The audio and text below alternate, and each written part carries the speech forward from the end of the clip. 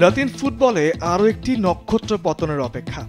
জাতীয় দল থেকে হঠাৎ অবসরের ঘোষণা দিলেন উরুগুয়ের কিংবদন্তি ফুটবলার লুইস সুয়ারেজ।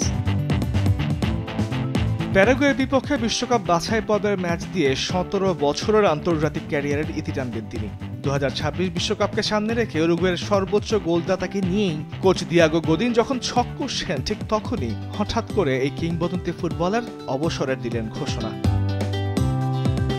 শুক্রবার প্যারাগুয়ের বিপক্ষে মাঠে নামার আগে সংবাদ সম্মেলন করে ১৭ বছরের আন্তর্জাতিক ক্যারিয়ারের ইতি টানার ঘোষণা দিলেন সুয়ারেজ। ২০০৭ সালের ৮ই ফেব্রুয়ারি ১৯ বছর বয়সে জাতীয় দলে অভিষেক হয় সুয়ারেজের। ওই ম্যাচে কলম্বিয়াকে ৩-১ গোলে হারিয়েছিল তারা। এরপর থেকে উরুগুয়ের দলের অবিচ্ছেদ্য অংশ হয়ে যান তিনি। জাতীয় দলের হয়ে তিনি ৪টি বিশ্বকাপ ও ৫টি কোপা আমেরিকা খেলেছেন। সবশেষ ২০২২ বিশ্বকাপ ও ২০২৪ কোপাতেও মাঠে নেমেছিলেন তিনি। ১৯৯৫ সালের পর ২০১১ সালে সুয়ারেজের হাত ধরে কোপা আমেরিকার শিরোপা জিতে উরুগুয়ে। সেই আসরে ৪ গোল করে তিনি হয়েছিলেন টুর্নামেন্টের সেরা। এছাড়াও পুরো ক্যারিয়ার জুড়ে সুয়ারেজ ছিলেন বিভিন্ন রকমের আলোচনায়, সমালোচনাও কম হয়নি তাকে নিয়ে। ২০১০ সালের বিশ্বকাপে ঘানার বিপক্ষে ইনজুরি টাইমে গোলবারের সামনে থেকে হাত দিয়ে বল ঠেকিয়ে দেখেছিলেন লাল কার্ড।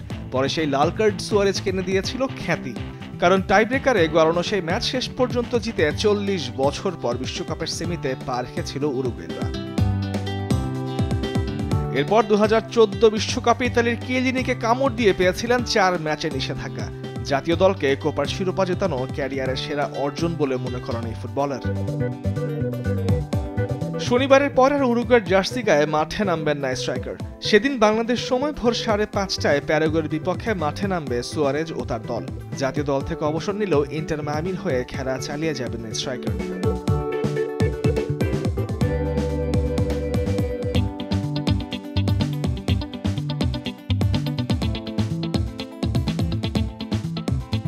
অন্যদিকে উয়েফা নেশনস লিগে শুক্রবার ক্রোয়েশিয়ার বিপক্ষে মাঠে নামবে পর্তুগাল।